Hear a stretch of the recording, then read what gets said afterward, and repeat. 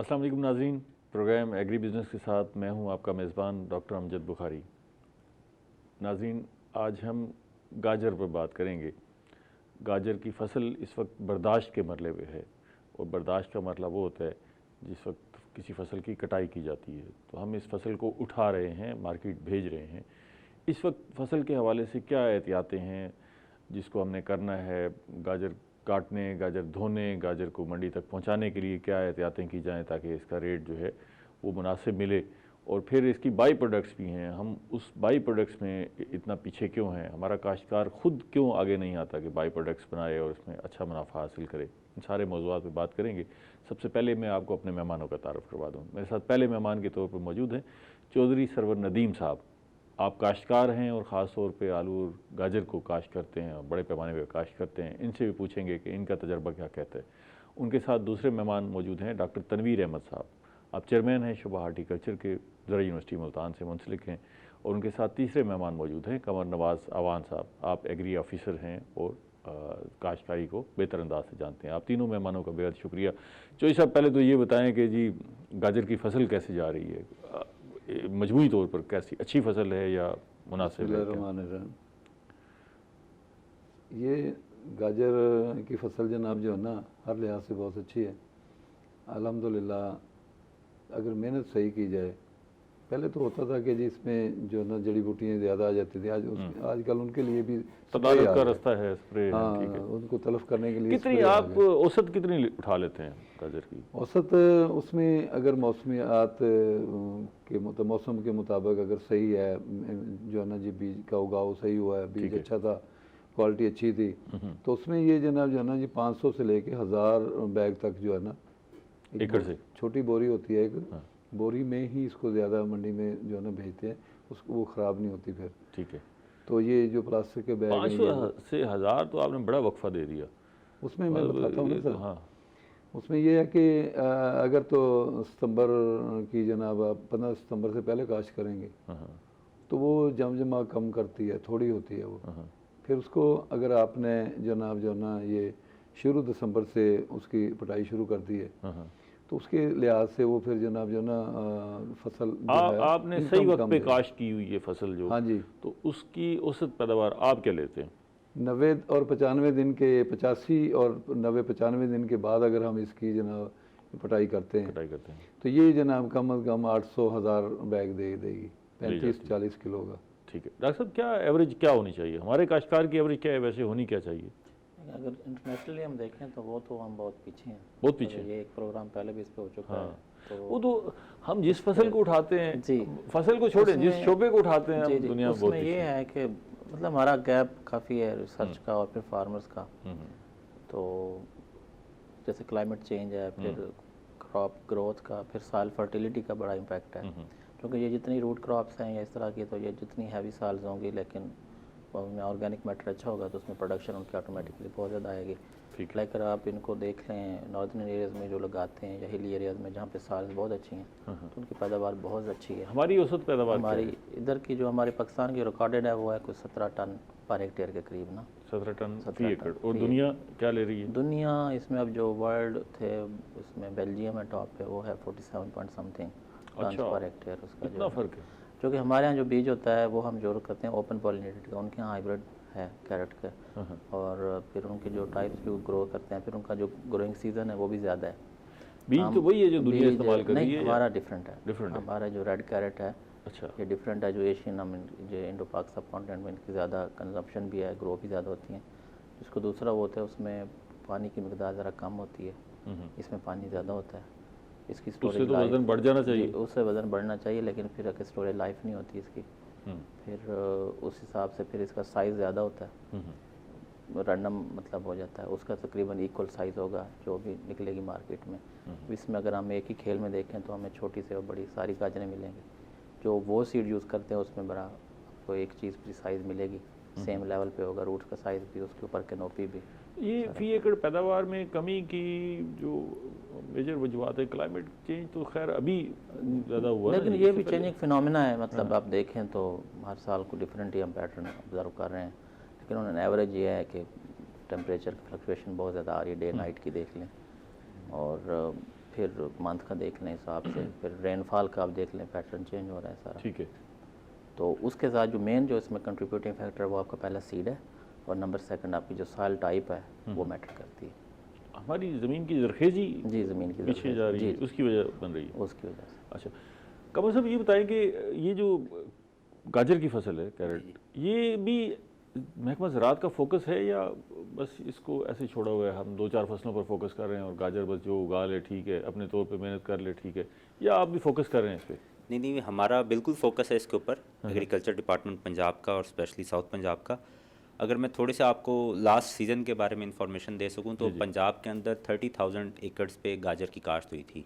अच्छा। और हमारी ओवरऑल पंजाब की जो प्रोडक्शन रही थी वो 446,000 टन रही थी। अच्छा। अगर हम पंजाब की औसत पैदावार की बात करें, एवरेज यील्ड जो हमारे पास है वो 370 मन फी एकड़ है। इसी तरह अगर हम स्पेसिफाई कर दें साउथ पंजाब में आके मुल्तान डिवीज़न की अगर हम बात करें तो हम मुल्तान डिवीज़न के अंदर तकरीबन 4,750 एकड़ पे गाजर काश्त हो रही है। ठीक है। और जिसके अंदर हमारा जो ज़िला विहाड़ी है वो 400 मन को भी क्रॉस किया उसने एवरेज प्रोडक्शन के अंदर, ठीक है, जो कि पंजाब की एवरेज प्रोडक्शन से ज़्यादा रही है, 370 से बढ़ गई है। ठीक है, डिवीज़न पंजाब के अंदर। ठीक है। गाजर के ऊपर हमारा बहुत फोकस है क्योंकि गाजर मौसम सरमा की एक गज़ाइयत से भरपूर और मकबूल तरीन फसल है। ठीक है। अब इसके अंदर आप ये देखें कि अगर हम मेडिसिनल पॉइंट ऑफ व्यू से देखें तो गाजर आपके यूरिक एसिड, लीवर डिजीज़, इसके अलावा आपका जो हेपेटाइटिस है, तो काफ़ी हैं, आईसाइट्स हैं, मतलब बहुत ज़्यादा इसके लेकिन ये काश्तकार का तो ये कंसर्न नहीं है ना जी। नहीं, डिपार्टमेंट का कंसर्न इसको फोकस करने के लिए ये है, इसलिए फोकस करते हैं क्योंकि हम मेडिसिनल पॉइंट ऑफ व्यू से भी देखते हैं हेल्दी एनवायरनमेंट जो है आप उसको करना है, हेल्दी डाइट के अंदर आए। फिर इसके अंदर ये हमारे पास क्योंकि बेसिकली जिस तरह डॉक्टर साहब कह रहे थे कि हमारे पास प्रोडक्शन कम है, उसकी एक वजह ये भी है कि हम रेड कैरेट को पसंद करते हैं। कंज्यूमर बिहेवियर होता है एक चीज़, जो हम कंज्यूमर बिहेवियर ये है कि हमारे पास अगर हम वो जो लकड़ गाजर जिसे कहते हैं जो येलो कलर की होती है, अगर उसकी प्रोडक्शन ज़्यादा है लेकिन वो हमारा कंज्यूमर पसंद नहीं करता, अगर वो यहाँ पे ग्रो की जाए हम उसकी यील्ड ज़्यादा ले सकते हैं, फी एकड़ यील्ड ज़्यादा है लेकिन कंज्यूमर पसंद नहीं करता उसे। तो कंज्यूमर किस लिए पसंद, उसकी न्यूट्रिशन का भी कोई इशू है? बेसिकली न्यूट्रिशन नहीं है, ये एक कंज्यूमर बिहेवियर है। जिस तरह हम एक चीज़ है वो हम उसको पसंद करते हैं। अब यहाँ पे हम शिमला मिर्च जो है वो सब्ज़ रंग की ही ज़्यादा पसंद करते हैं। दुनिया में कई कलरफुल किस्म की चलती हैं, बड़ी लगती है, बड़ी खूबसूरत है। हाँ, लेकिन ये हम कंज्यूमर बिहेवियर होता है जो बात करते हैं, ये बड़ा इंपॉर्टेंट मैटर है ना जी। हम उस गाजर को क्यों ना पसंद करते हैं। तो इससे पहले आप ये बताएं कि आप गाजर काश क्यों करते हैं? पीछे कोई रीज़न तो होगी ना कि जी मैंने गाजर ही काश करनी है। देखिए उसमें जो है ना फार्मर को चाहिए कि जो है ना सारी सब्जियां काश्त करे, एक पे ही ना वो रुक जाए। ठीक है। बाज़ दफ़ा ये होता है कि मार्केट जो है ना ये एक की बैठ जाती है, फिर वो उसमें लॉस में जाता है। ठीक है। हमारा जो इलाका है ये अल्हम्दुलिल्लाह गाजर, मूली इन सब्जियों के लिए बहुत मौजू है। तो ये जो गाजर है ना सर, मकसद ये था कि गाजर में मुनाफा ज़्यादा है, मैं आसान फसल है, क्या? ठीक है। आजकल तकरीबन 500 रुपए का बैग है। ठीक है। कम अज़ कम जो है ना जी, अगर देसी जो गाजर हमारी है ये जो फार्मर खुद भी तैयार करता है, ये अगर 1 बीघे में वो लगाएगा तो 5-6 मन 8 मन तक वो बीज उसका तैयार हो जाता है। तो वो उसकी लंबाई थोड़ी होती है देसी गाजर की। ये जो हाइब्रिड है ये 5 से 6 किलो या 8 किलो तक ज़्यादा रिकमेंड होता है उसमें पर एकड़ बीज हम काश्त करते हैं। ठीक है। तो ये इसकी क्योंकि लेंथ ज़्यादा है, बड़ी है, और इसमें ये जो ना हार्ड होती है, वज़न ज़्यादा देती है, तो इसमें पानी कम होता है। ठीक है। मगर इसमें ये हार्ड है, वज़न के हिसाब से ठीक है। ठीक है। तो ये ज़्यादा जो ना रेड भी ज़्यादा होती है, गाहक इसको ज़्यादा जो ना पसंद करता है। ये कम अज़ कम जो है ना सर, ये 5 से 6 मन 500-600 मन तो मामूली बात है जो हमारे इलाके में हो रही है। 1 एकड़ में कितना बचत हो जाती है अगर आपने सारी इनपुट्स भी ठीक डाली हैं? जी। और कोशिश की है कि भी अच्छी फसल हासिल की जाए, तो कितनी बचत हो जाती है? ये आजकल जैसे अब चल रही है, इसमें अल्हम्दुलिल्लाह जो है ना ये कम अज़ कम 2-2.5 लाख पर एकड़ बचत देगी। अच्छा। जो हमारे पास अब 500-600 बैग हम जो है ना गाजर का ले रहे हैं आजकल, जो 35-40 किलो का है। अच्छा, तो ये इसकी काश्त जो है हाँ जी, वो बाकी फसलों से आसान है या मुश्किल फसल है? ये आसान है। ये इसमें पहले बीज का छट्टा मार के ना जी, उस पर फिर हमने वो चर जो है ना वो दक्कल कहते हैं, उसे दक्कल मार दिए, वो जनाब जो है ना खेल बन गई उसकी। ठीक है। तो ये जो मौसम सही इसके लिए है ना जी, आप 15 सितंबर के बाद इसको काश करें। ठीक है। तो उसमें फिर ये जनाब जो है ना मौसमी हालात जो है ना वो ये इस पर मुतासर नहीं करते इसको। ठीक है। गर्मी बहुत होती है हमारे इलाके में, हमारे इलाके में अगर गर्मी पड़ती है तो ये जो जितनी सब्जियां हैं हमारे इलाके की, ये सबसे अच्छी जो ना अपर पंजाब से ज़्यादा गजाइत, ज़्यादा जायका कि ये हैं सारी। ठीक है। देसी गाजर में जो है ना जी, उसमें ये जूस वगैरह उसका ज़्यादा बनता है। देसी गाजर में जो है वो पानी ज़्यादा होता है, उसके लिए उसको ज़्यादा इस जो है ना वो करते हैं। वो भी कम अज़ कम 400-500 बैग जो है ना दे जाती है। ठीक है। अगर उसको 100 दिन से ज़्यादा ले जाएंगे हम, फिर वो मोटी हो जाएगी, तो वो ये गाजर के हलवे ये वो उसमें के लिए ले जाते हैं। ठीक है। फिर 600, 700, 800 बैग तक चली जाती है वो। ठीक है। ये डॉक्टर साहब, अगर आप इसको कैटेगराइज करें, इस फसल को, गाजर की फसल को, कि काश्तकार के लिए दो पैमाने हैं ना जी। एक तो फसल वो काश्त करेगा जहाँ से मुनाफा अच्छा हो, प्रॉफिटेबिलिटी। दूसरा ये है कि जहाँ पर वो फंस कम जाए। तो ऐसी फसलें भी हैं फंस जाता है जी, ठीक है ना। तो इसको कैटेगराइज करें तो ये काश्तकार के लिए कितनी सूटेबल है इसको काश्त करना? ये उस हिसाब से प्रॉफिटेबिलिटी के हिसाब से भी बेहतर है, और इसकी मार्केट का ऑन एवरेज अगर आप ईयर्स का भी एनालिसिस करें ना, कुछ ज़्यादा इसकी मार्केट डाउन नहीं जाती कि जिससे काश्तकार बिल्कुल बैठ जाए ना। अच्छा। इसमें वो टमाटर के साथ हो जाता है, प्याज के साथ हो जाता है, यानी या क्रैश कर जाएगी मार्केट। इसमें ऐसा नहीं है। अच्छा, इसमें रेट अप डाउन कम से कम इतना होगा कि फार्मर उससे ना वो नुकसान नहीं होगा उसका। अच्छा, ठीक है। उसका स्कोप काफ़ी ना। ठीक है। तो एक बड़ी वजह तो ये हो गई मेन रीज़न है इसमें नुकसान का एहतमाल कम से कम ये है कि खर्चा तो निकल आएगा ना। खर्चा कम से कम उसमें निकल आता है। फिर जो अर्ली लगा लेते हैं वो थोड़ा शुरू में रेट ज़्यादा होता है। ठीक है। वो उस हिसाब से अपना जो जीड गैप होता है प्रॉपर कर लेते हैं। जो सीज़न पे आ जाते हैं, सीज़न में आकर फिर थोड़ा डाउन होता है रेट, लेकिन वो फिर जब यील्ड होती है वो उसको जो है ना कोप अप कर जाती है। इसके रेट पे मजीद बात करते हैं, एक ब्रेक ले लें। नाज़रीन हमारे साथ रहिएगा, मिलते हैं एक छोटी सी ब्रेक के बाद।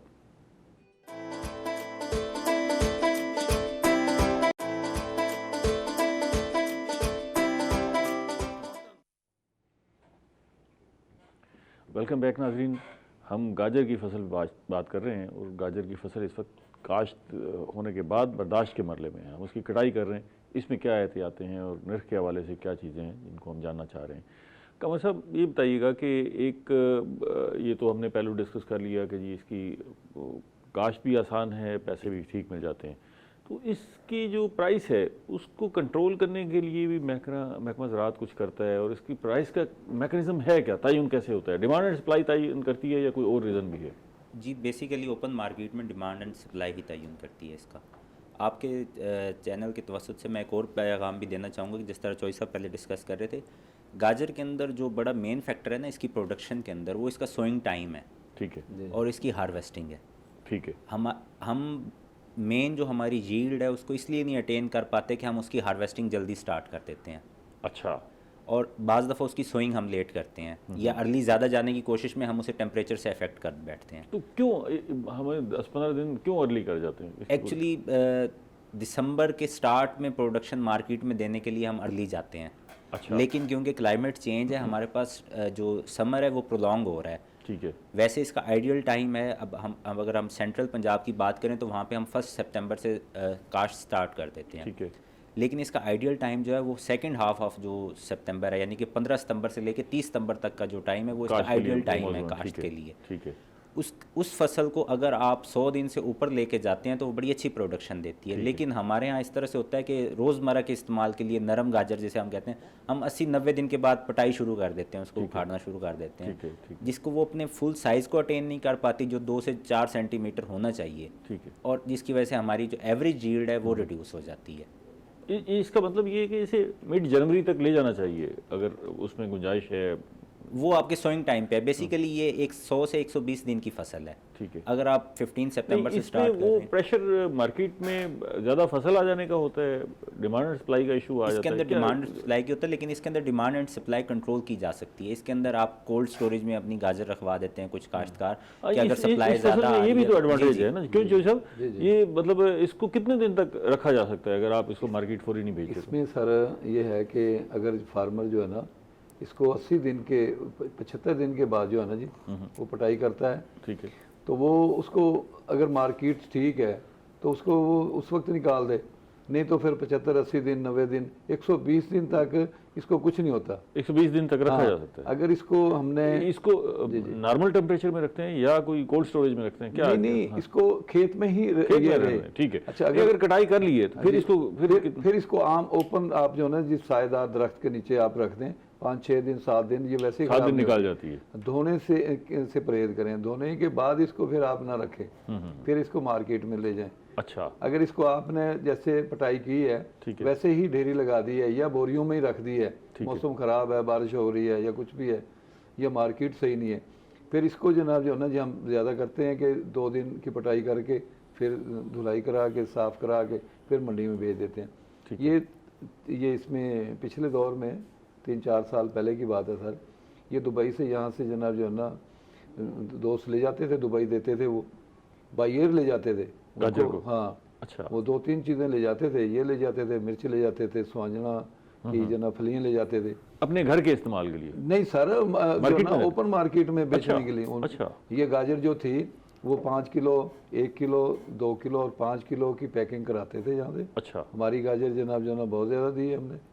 अच्छा। तो करेला और गाजर, अच्छा, ये इसमें जनाब जो है ना अगर जो है ना जी आपने सही वक्त पे लगाई है, इसका मतलब ये कि हमारे गाजर की डिमांड है बाहर सर, बहुत डिमांड है। अच्छा। अगर मार्केट थोड़ी डाउन हो गई है हमारी, असल में होता ये है कि ये दिसंबर में ही क्यों जो ना पटाई हो रही है ज़्यादा, जनवरी तक क्यों नहीं ले जाते? ठीक है। फार्मर जो है ना जी वो कोशिश करता है कि जी ये मैं निकाल के दूसरी फसल लगा दूँ, इसके बाद उसमें आएगा, उसमें करेला भी आता है जो है ना टनल का, उसमें मिर्च आ गई है, उसमें जनाब ये प्याज आ जाती है, उसमें गंदम, बहुत से लोग ये निकाल के जो ना जी दिसंबर के एंड में गंदम काश करते हैं, जनवरी के पहले वीक में हमने खुद काश की है गंदम, जो अच्छा, कम अज कम गाजर की बर्दाश्त के बाद। हाँ जी। अच्छा। गाजर निकाल ली। ठीक है। उसके बाद जो ना जी हमने जनवरी हमने एक दफ़ा 10 जनवरी बहुत लेट हो जाती होगी गंदम तो? नहीं सर, 45 मन हमारी औसत आई थी, कम नहीं है, थोड़ी नहीं है, बहुत। क्यों नहीं डॉक्टर साहब, ये तो ये करते हैं, सीड रेट बढ़ा देते हैं। फार्मूला तो अजीब ही है कि आपने सीड रेट बढ़ा देते हैं, फिर फर्टिलाइजर थोड़ा और बढ़ा देते हैं, तो पैदावार इतनी तकरीबन जो जोर वाले वो आ जाती हैं, अच्छे रकबे जो है ना, क्योंकि ये गाजर भी नॉर्मली अच्छे रकबे। आप रिकमेंड करते हैं ऐसे कभी? देखिए अब फार्मर की प्रॉफिटेबिलिटी आ रही है तो रिकमेंडेशन तो जो डिपार्टमेंट देगा वीट की, तो वो वीट वाले जाने, लेकिन लोग ले रहे हैं, जो प्रैक्टिस चल रही है वो तो यही चल रही है। और अगर वो पैदावार ठीक ले रहा है तो फिर पैदावार उसमें ठीक दे रहा है और उसको प्रॉफिटेबिलिटी प्रॉपर है। चौधरी साहब ने अभी जो जिस पहलू पे बात की कि बाहर काफ़ी गुंजाइश है, हम अपनी गाजर को बेच सकते हैं और वहाँ पर मार्केट भी जो है हमारे लिए खुली है, तो क्या आप क्या समझते हैं कि वैसे कुछ आपके पास फिगर्स हैं कि हम इस वक्त एक्सपोर्ट कर रहे हैं गाजर को, या मेरा ख्याल है गाजर तो एक्सपोर्ट इतनी खास नहीं हो रही? इसकी जिसका नेग्लिजिबल शेयर है मार्केट के अंदर, जिसको यानी रिपोर्ट नहीं, डेटा अवेलेबल होगा शायद डिपार्टमेंट के पास हो। अच्छा।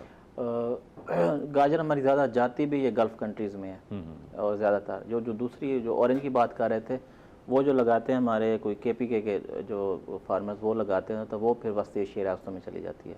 अच्छा। ये इन दो में असल में तो ये काम है कि जो मार्केट के रिलेटेड लोग हैं वो मार्केट आइडेंटिफाई करें कि जब हमारे पास कोई भी चीज़ बल्क में आती है तो फिर प्रॉपर हमारे पास सिस्टम हो कि हम फार्मर को उस तरफ डाइवर्ट कर दें या उसकी जो पैदावार है हम उधर लेके चले जाएं। जी जी। अब हमारे यहाँ कोई इस तरह का कोई मैकेनिज़्म नहीं है, कोई चीज़ आती है बल्क में आ जाती है, नहीं आती तो मार्केट के अंदर, जैसे अभी तो हम रिसेंटली बड़ा ज़्यादा टोमेटो को फेस किया, आजकल अनियन का इस तरह चढ़ा हुआ कोई, यानी कि इतनी खास कर वेजिटेबल सेक्टर में अनसर्टेनिटी इस तरह से है कि एक तो इसकी कोई सपोर्ट प्राइस नहीं है, मिनिमम प्राइस तो है कोई नहीं, ये टोटल मार्केट ड्रिवन है कि आज मार्केट में अभी शलजम की मिसाल ले लें, ये सितंबर अक्टूबर में 1000 रुपये तक एक जो 40-50 किलो का बैग है वो बिकता रहा है, अब मार्केट में ले कोई नहीं रहा, तो ये अब मार्केट में है ज़्यादा।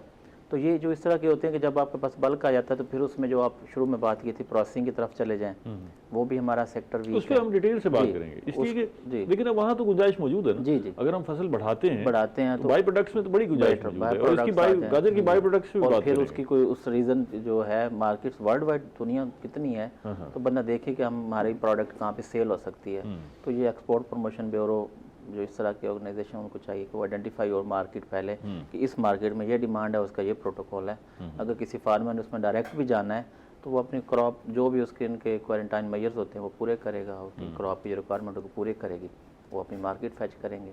ठीक है। कमर साहब, ये जिस चीज़ का आप जिक्र कर रहे हैं कि जी इंटरनेशनल जो है वो एक्सपोर्ट का पोटेंशियल मौजूद है, महकमा ज़राअत भी इसके हवाले से कुछ और करता है, कोई ऐसी एस्टिमेशन करता है कि जी हमारी ज़रूरत जो है पाकिस्तान की इतनी है तो इतनी काश्त होनी चाहिए, इससे ज़्यादा रकबा काश्त नहीं होनी चाहिए, या जितनी मर्ज़ी काश्त करते जाएं आप मोटिवेट करते हैं, या जो इस वक्त काश्त हो रही है वो हमारी ज़रूरत के लिए काफ़ी है या उसमें मज़ीद ज़रूरत है, क्या अंदाज़ा क्या है?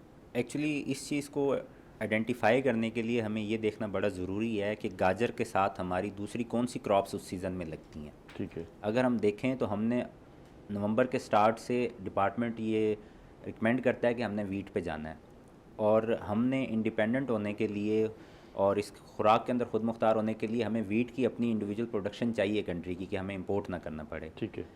हम गाजर बेसिकली इतनी ही प्रमोट करते हैं जितनी हमारी अपनी रिक्वायरमेंट है। ठीक है। हम एक्सपोर्ट के पॉइंट ऑफ व्यू से उसे नहीं सोचते नहीं है, क्योंकि हमने वहाँ पे वीट को एडजस्ट करना है। ठीक है। अगर हम वीट एडजस्ट नहीं कर पाएंगे, ज़्यादा रकबा आपका, क्योंकि हमारा लैंड तो हमारे पास कल्टिवेटेबल जो लैंड है वो तो वही है, ठीक है। हम उसे तो इंक्रीज नहीं फिर कर वो पा रहे। दीगर फसलें जो इम्पोर्टेंट है वो फसलें सफर जो करेंगी। हमारी हैं वो आपने प्रायोरिटाइज करना होता है कि मेरी प्रायोरिटी नंबर 1 ये है, सेकंड ये है, थर्ड ये है। ठीक है। तो प्रायोरिटी हमारी जो फर्स्ट है इस सीजन के अंदर वो हमारी वीट आ जाती है। गंदम के बगैर तो गुजारा नहीं है। गंदम के बगैर गुजारा नहीं है। ठीक है। फिर सेकंड जो प्रायोरिटी है, देखें सितंबर में लग रहा है और अक्टूबर के एंड तक गाजर हमारी काश्त होती है। अक्टूबर में हमारे पास तेलदार अजनास भी आ जाती हैं। अब तेलदार अजनास की प्रायोरिटी गाजर से बहुत ऊपर है, क्योंकि हमारा इंपोर्ट बिल जो ऑयल का है वो बहुत ज़्यादा है। पेट्रोलियम के बाद हमारा जो बड़ा इंपोर्ट बिल है वो ऑयल, ये एडिबल ऑयल का है जो हमारे पास है। तो हमारी प्रायोरिटी में वो आ जाता है कि हमने प्रमोट करना है as a department, as a government की तरफ से हमें जो इंस्ट्रक्शंस हैं, हमने ऑयल सीड क्रॉप्स को प्रमोट करना है। कैनोला आ गया, सनफ्लावर आ गया, अब सनफ्लावर आगे लगेगा, पहले कैनोला और राया लगा है, तो हमने ऑयल सीड के अंदर खुद मुख्तार होने के लिए उसके उधर फोकस करना है। ठीक है। तो बजाय हम अपने बात वही है कि हम गाजर एक्सपोर्ट करने की बजाय हमारा जो इंपोर्ट बिल है हम उसे रिड्यूस करने पे काम कर रहे हैं। प्रायोरिटीज जो है वो डिफरेंट हो जाती है। अच्छा चौधरी साहब, अब ये क्योंकि मरला ऐसा है कि जिस वक्त हम बर्दाश्त कर रहे हैं, कटाई कर रहे हैं ना जी फसल की, इसलिए हम सोइंग पर ज़्यादा तवज्जो नहीं दे रहे। आपसे मैं ये जानना चाहूँगा कि एक काश्तकार है जिसने गाजर लगाई हुई है, आप क्योंकि बड़े काश्तकार हैं, प्रोग्रेसिव फार्मर हैं, काफ़ी अरसे से काश्त कर रहे हैं, जानते हैं, अब काश्त तो उसने कर ली है और कटाई का मरहला आ गया है, तो उसको परेशानी यही होती है कि भाई इसको कटाई किस तरह बेहतर अंदाज से की जाए और फिर इसको मार्केट में किस तरह बेहतर अंदाज से भेज के कोई अच्छा मुनाफा कमाया जाए। उसके लिए कोई इस वक्त फार्मर को गुर बताएं। पहले तो कटाई के मरहले में बताएं कि कटाई के हवाले से क्या एहतियातें ज़रूरी हैं।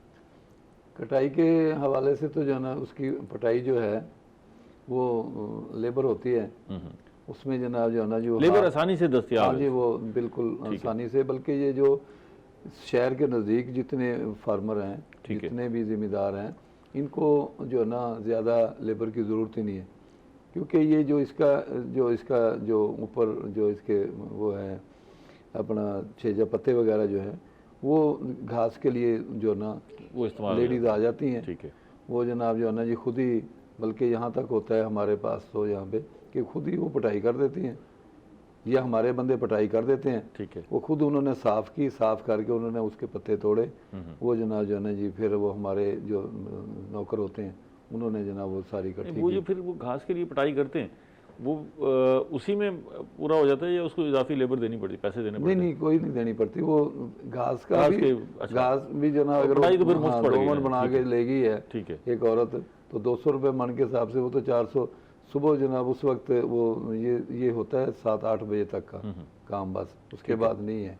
अच्छा, सुबह से आएंगे वो, ठीक है, 6 बजे लेबर आई है या वो पटाई वाले आए हैं, ठीक है, या लेडीज़ जो घास वगैरह बनाने के लिए जो लोग आए हैं, वो 6-7 बजे 8 बजे तक, ज़्यादा लेट से लेट 9 बजे तक वो फारिग हो जाते हैं, फिर अपने काम पे चले जाते हैं। ठीक है। उसमें ये सारे मैनुअली कर रहे हैं या कहीं कोई मैकेनिकल भी हो रहा है? नहीं, मशीन से कोई भी नहीं हो रहा। अच्छा, तो ये क्योंकि इसकी लेंथ ज़्यादा होती है, ठीक है, तो ये टूट जाती है। इसका जो ना खुरपा रंबा जो होता है वो इसका हिसाब ऐसा होता है जनाब, उसको साइड पे से डालते हैं ना, ठीक है, वो ये सारी गाजर सही सलामत निकल आती है। ठीक है, तो वो आसान है, इतना मुश्किल नहीं है काम। ठीक है। तो दूसरा ये है कि सर जो है ना, जैसे अब जिसने गाजर लगाई है, गाजर के बाद वो जल्दी दिसंबर में इसको निकाल के सूरजमुखी लगा लेगा, गंदम की फसल तक, गंदम अगर काश्त करता है फार्मर, वो उसे जो ना अक्टूबर में ज़मीन खाली चाहिए, ठीक है, अक्टूबर नहीं नवंबर तक वो काश्त करेगा। ठीक है। तो अगर ये जो ना गंदम की बजाय अगर एक आदमी ज़िम्मेदार, जो छोटा ज़िम्मेदार है, छोटा काश्तकार है, वो 2-4 एकड़ वाला, उसने क्या किया, उसने जना पहले जो ना ये लगा दी, गोभी लगा ली है, या उसने जना जो ना सितंबर काश्त की है, तो उसने या ये गाजर लगा ली है, वो दिसंबर तक वो निकाल के फिर इसमें गंदम भी लगा सकता है। इसके बाद वो उसमें जनाब जो ना औसत थोड़ी कम हो जाएगी ना जी, सीड ज़्यादा डालेगा। पहले अगर 50 किलो था, फिर वो 1.5 मन पे आ गया, 60 किलो पे, 70 किलो पे आ गया। ठीक है। आखिरी हम जो है ना जी 2 मन तक, 80 केजी तक भी डालते हैं। हाँ जी, तो उसमें वो 40-45 मन जो आ जाती है। अगर पहले ही गंदम आई है 60 मन या 50 मन मैक्सिमम, तो ये 40 मन आ जाएगी, 35 आ जाएगी। ठीक है, चलिए एक ब्रेक ले लें, इसमें मज़ीद बात करते हैं। नाज़रीन मिलते हैं छोटी सी ब्रेक के बाद।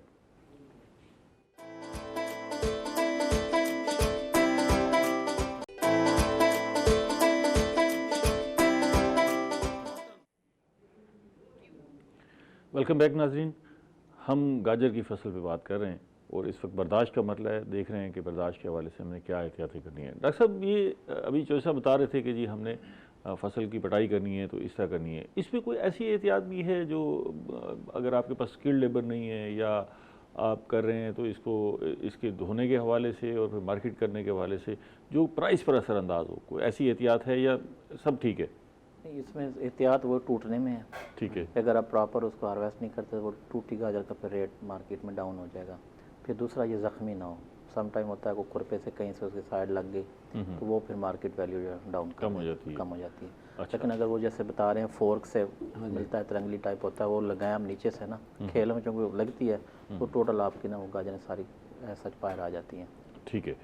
ये कमर साहब, इसकी जो प्रोडक्शन है उसमें गाजर का आइडियल साइज़ क्या है जिसको मार्केट जो है वो कहती हो कि जी बड़ा अच्छा है, या इसकी रंगत है, या इसका जायका है, क्या चीज़ जो है वो इसकी कीमत में इजाफे का सबब बनती है? इसके अंदर पहली चीज़ तो आ जाती है मिठास, ठीक है, दूसरी चीज़ है उसका साइज़। अब अच्छा। ये दोनों जो फैक्टर्स हैं ये प्रोडक्शन के अंदर बड़े इंपॉर्टेंट हैं। ठीक है। अगर हम मिठास देखें, हम रिकमेंड ये करते हैं कि आप इसकी हार्वेस्टिंग से 2 वीक्स पहले इसकी इरिगेशन बंद कर दें, पानी लगाना बंद कर दें आप, ताकि एक तो इसे उखाड़ने में आसानी हो, दूसरा इसकी मिठास में इजाफा होता है इससे। ठीक है। सेकेंडली, एक मिठास के लिए मैं आपके तवज्जुह से बताना चाहूँगा काश्तकारों को कि पोटाश का इस्तेमाल जो है वो गाजर के अंदर मिठास को बढ़ाता है। ठीक है। पोटाश जो है गाजर के अंदर फास्फोरस से ज़्यादा इम्पॉर्टेंट है। ठीक है। तो हम जो रिकमेंड करते पोटाश हैं, पोटाश ज़रूर इस्तेमाल करें, और ज़्यादा यूरिया या ज़्यादा नाइट्रोजन की जो मिकदार है वो इस फसल को ख़राब करती है बजाय बेहतर करने के।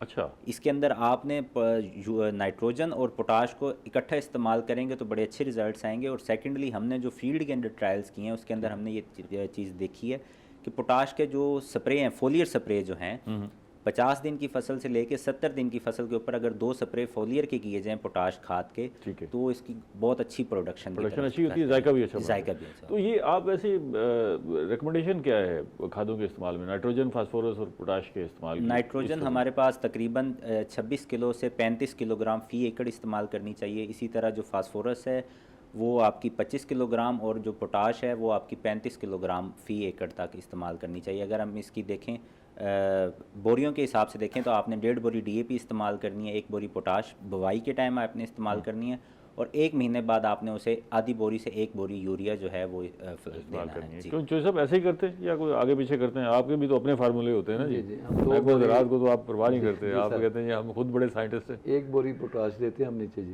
2 बोरी DAP डालते हैं जिसमें, इसमें बजाई के 2 बोरी DAP देते हैं। अगर ज़मीन जो है ना ज़्यादा ताकत वाली है उसमें फिर 1 बोरी में DAP में भी गुजारा हो जाएगा। अगर नई ज़मीन में जैसे जो थी जो है ना जिसमें पहली दफ़ा काश्त हो रही है उसमें फिर हम 2 बोरी जो है ना DAP डालते हैं। तो ये जो है ना सर, इसकी जो है ज़मीन पे भी बहुत ज़्यादा, ज़मीन इस पे बहुत असरअंदाज होती है। अगर आप इसको कच्ची या नरम ज़मीन में लगाएंगे तो ये ना रंगत देगी, अच्छा, ना ही जना मिठास ज़्यादा देगी। ठीक है। ये थोड़ी जो ना अपना मैरा ज़मीन हो, ठीक है, थोड़ी सख्त ज़मीन हो, ताकत वाली हो, ठीक है। थोड़ी सख्त ज़मीन हो, उसमें फिर ये रंगत भी देती है और मिठास भी सही पहला देती तो है। फिर ये ज़रूरी हो गया ना कि ज़मीन का तयन भी हाँ आप जी, सोच ज़मीन समझ का के तयन। करें। और दूसरा उसमें सर ये है कि 15 दिन पहले, 2 वीक, जैसे जनाब भाई ने बताया, 2 वीक पहले, 15 दिन पहले हम इसका पानी बंद करते हैं। मगर जिस दिन हमने इसकी पिटाई शुरू करनी होती है, एक दिन पहले उसको, उस खेत को हम पानी लगाते हैं ताकि नरम हो जाए ज़मीन। ज़मीन नरम हो जाए, फिर वो गाजर टूटती नहीं है। ठीक है, अगर उसको हम पानी नहीं लगाएंगे तो वो फिर गाजर सालम जो ना जितनी भी कोशिश करें सालम नहीं निकलती, ठीक है। टूट जाती है और उसको फिर जो ना मसला बन जाता है। ठीक है, तो ये जनाब जो ना, ठीक है। अब ज़रा थोड़ा सा आगे चलते हैं, इसकी मार्केटिंग पे देखते हाँ हैं। जी, एक तो गाजर जो है वो इस्तेमाल या तो हम यही देखते हैं भाई जूस शूस बन रहा है ज़्यादा, ठीक है ना जी, या फिर वो मुरब्बा हो गया, अचार हो गया, और फिर ज़्यादा से ज़्यादा जो है वो जैसे आजकल धड़ाधड़ शादियाँ हो रही हैं तो गजरेला जो है वो बन रहा है। गजरेला जी। तो इसके अलावा और कोई इस्तेमाल है या बस सिर्फ यही इस्तेमाल है, बस इसमें गुंजाइश भी इतनी है? सर गाजर जो है ना जी, इसमें कई किस्म के ये हलवे बना लेते हैं। हाँ। आप जब अपनी बैग को लेके जाते हैं मार्केट हाँ में, जी, तो आपको अच्छे पैसे क्या देख के मिलता है? वो किस किस्म की गाजर होती है जिसको देख के वो कहते हैं जी ठीक है जी ये पैसे आपको जो कह रहे गाजर का कलर, गाजर की लेंथ, हो? हाँ, तो ये जो अच्छी गाजर है वो तो तकरीबन 1 फुट से भी तजावज़ कर जाती है। ठीक है, और फिर वो जो ना पतली और लंबाई वाली गाजर जो है ना, ठीक है। चक्के भी देखते हैं? ज़्यादा मोटी ना, वो वैसे नज़र आ जाती है नजर जी। आ जाती है, हाँ, उसी से चखने की अंदाजा हो जरूरत जाता है नहीं कि है। कैसे फसल है। तो वो उसमें जो है ना देसी गाजर में भी क्वालिटियाँ हैं। देसी गाजर जो है वो जूस वाला, या ये जो है ना दूसरा ये जो है अपना इस वाला मुरब्बे वाला, या जिसने अचार डालना है वो देसी गाजर लेता है। ठीक है, ये गजरेला वगैरह ये इसके लिए गाजर का हलवा ये वो हाइब्रिड ले लेता है। हाइब्रिड ले लेते हैं। तो उसमें क्योंकि पानी कम है, उस पर मेहनत उसको कम करना पड़ती है। ठीक है, तो गाजर को आपने, अगर एक गाजर आप ना जी गुड़ के साथ, आप एक गाजर गुड़ के साथ खा लें तो आपका जनाब जो है ना जी मैदा, आपका पेट, ये वो गुड़ के साथ भूख भी कैसे लगे, खा गुड़ भी खाएं थोड़ा थोड़ा, अच्छा, साथ और साथ गाजर भी खाएं, ठीक है, तो उसमें आपको भूख भी लगेगी, आपका जो है ना जी सिस्टम ठीक हो जाएगा ठीक है, और हाजमा सही करेगा। और ये जनाब जो है ना, और जो है अगर आप एक गाजर भी रोज़ाना खा रहे हैं, गाजर का सीज़न ख़त्म होगा, आपका कलर भी गाजर जैसा हो जाएगा। अच्छा, ज़बरदस्त। हाँ जी, डॉक्टर साहब ये इसकी जो बाई प्रोडक्ट्स हैं जी। वो बड़ी लिमिटेड सी हैं हमारे यहाँ, मतलब हम वो 2-4 चीज़ों से बाहर निकलते नहीं हैं, तो इसकी वाकई इतनी गुंजाइश है या बाई प्रोडक्ट्स की और भी गुंजाइश है? इसमें जैसे आप जूस निकलता है, आप जूस हम पीते हैं, उसका जो पोमेस है अगर उसको ड्राई कर लें तो वो जो वीट फ्लोर है उसके साथ मिलकर इसके चपाती बन सकती है। अच्छा, और उसके अंदर न्यूट्रिटिव वैल्यू अच्छी खासी होती है कंपेयरिंग विद दी जूस।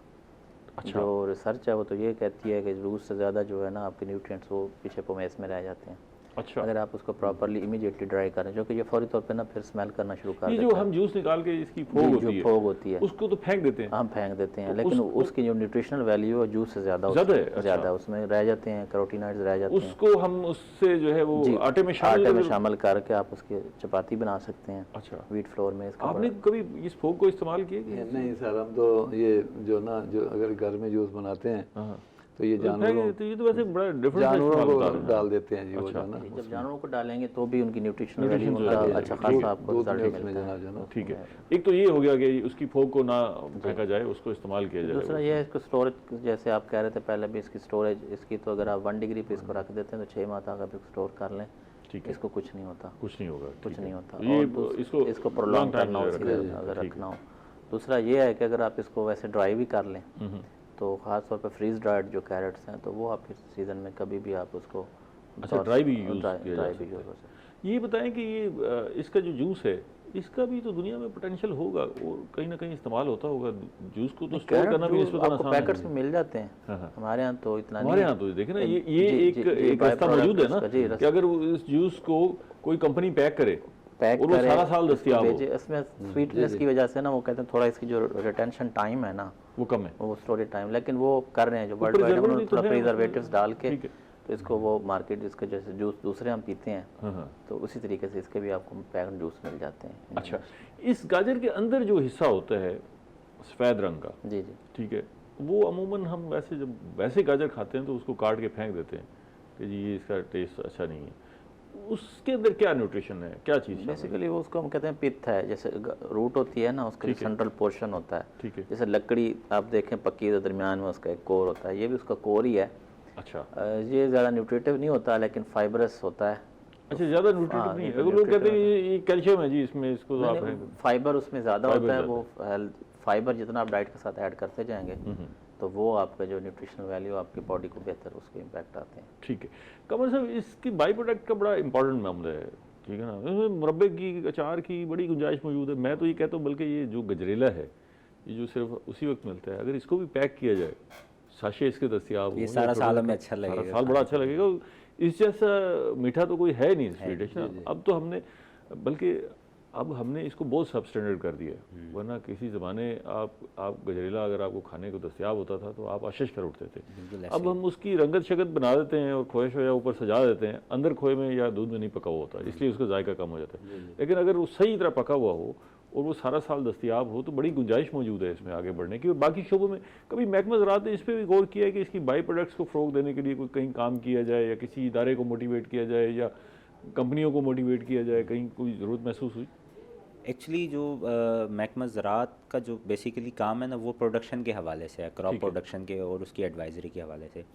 अब इसके ऊपर जो बेसिक रिसर्च है कि इसकी बायो प्रोडक्ट्स क्या हैं या इसके अंदर वैल्यू एडिशन क्या की जा सकती है, ठीक है, वो रिसर्च वाले बेसिकली उसे डील करते हैं कि किस तरह से क्या रिसर्च करके इसके अंदर वैल्यू एडिशन ऐसी क्या की जाए जिससे हम इसका मजीद इससे प्रॉफिट कमाया जा प्रोडक्शन सके। को भी एक हद तक रखा हुआ है जी। अगर वो बहुत ज़्यादा बढ़ जाए तो फिर हम बाई प्रोडक्ट की तरफ जाएंगे। डॉक्टर साहब से पूछ रहे, डॉक्टर साहब ये तो आपका काम है, आपको बाई प्रोडक्ट के हवाले से तो काम करना चाहिए इस पे। कर रहे हैं लोग इस पे, लेकिन लोग कर रहे हैं, आपके नहीं, इदारा हमारे इदारा भी कर रहे हैं हम इस पे।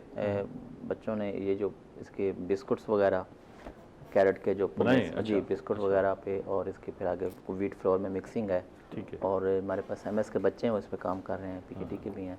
हमारा जो फूड टेक्नोलॉजी वैल्यू एडिशन पे अच्छा काम कर रहे हैं। इवन जब जैसे ड्राई मैंगो था उस पर स्टार्ट लिया तो अब वो आमतौर पे अब एप्पल में भी आ गया, तो अच्छा काम हो रहा है। सैलड में भी बड़ा ज़बरदस्त लगती है गाजर ना, सैलड के अंदर अगर उसका हिस्सा हो जी जी, तो बाकी सैलड एक तरफ, इसका जो मिठास वाला हिस्सा है वो तो ज़ाहिर है बड़ा मज़ा देती है। यहाँ एक चीज़ मैं ऐड करूँ कि जैसे चोई साहब कह रहे थे ना कि इसे खाने से आपको भूख ज़्यादा लगती है। गाजर की मेडिसिनल वैल्यू में एक ये है कि ये पेट के कीड़ों को मारती है। अच्छा, जिसकी वजह से आपको ना भूख ज़्यादा लगने का फैक्टर आता है और आपका रंग साफ होना शुरू हो जाता है, क्योंकि ये खून की गर्मी को भी दूर करती है। ठीक है। और ये थ्रेड वर्म्स जो हमारे पेट में होते हैं, स्टमक में, ये उसे मारती है, अच्छा, जिसकी वजह से हमें भूख ज़्यादा लगती है। और गाजर हमें वैसे ही खानी चाहिए या जूस ज़्यादा बेहतर है? वैसे खानी चाहिए, जिस तरह डॉक्टर साहब ने बताया कि उसके भूख में ज़्यादा भूख न्यूट्रिशनल भी वैल्यू है आगे तो साथ ही हम वही निकाल के फेंक देते हैं बास्केट में और जूस पी लेते हैं। जो इसके अंदर जो न्यूट्रिएंट्स की अवेलेबिलिटी है ना, वो अगर आप इसको बॉयल्ड यूज़ करते हैं ना तो वो 69% तक बढ़ जाती है। वैसे अगर हम नॉर्मल कच्ची गाजर खाते हैं 69% बढ़ जाती है। बायो अवेलेबिलिटी इसकी बढ़ जाती है, जो न्यूट्रिएंट्स की अपटेक है बॉडी के अंदर।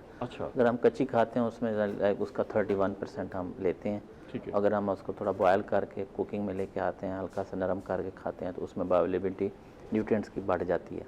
ठीक है। ये जो पुराने वक्तों में शायद आपको याद हो तो मैं गाजरों वो गुड़ के अंदर शीरा होता था तो वो सुबह सुबह देना नज़ला ज़ुकाम के लिए, वो चीज़ें अब ट्रेडिशनल हमारी चली गई तो यादें बाकी रह गई। यादें बाकी रह गई। तो ये इसका यूज़ तो मल्टीपर्पज़ जो है ना, ये कलर के हिसाब से भी जो डॉक्टर साहब ने इसकी मेडिसिनल वैल्यू की बात की, एंटी कैंसर कंपाउंड इसमें जो है फाल्केरोनोल टाइप, पॉलीस्टाइलिन, इस पे अच्छा खासा वर्ल्ड वाइड काम हो रहा है। इसका बाकायदा वो लेके तो आके इसको यूज़ गज़ा भी है और दवा भी है, दवा दोनों चीज़ें होगी ना जी। हमारे प्रोग्राम का वक्त ख़त्म हो गया जी। आपसे मज़ीद बात करते आप तीनों मेहमानों का बेहद शुक्रिया। नाज़रीन, हमने गाजर पर बात की। गाजर की अभी जैसे जिक्र हुआ कि ये गज़ा भी है और साथ साथ दवा भी है, और इसकी बड़ी गज़ाइयत है इसके अंदर ना, और आपको बड़ा फ़ायदा देगी। इसको ज़रूर इस्तेमाल करें। और काश्तकार हज़रात, जैसे अभी चौधरी साहब ने हमें बताया कि इसमें अच्छा मुनाफा है, फसल भी आसान है, आगे बढ़ें, इसको काश्त करें, इसमें आपके लिए महफूज सरमायाकारी है। अगले प्रोग्राम तक इजाज़त दीजिए। अल्लाह ने के बाद।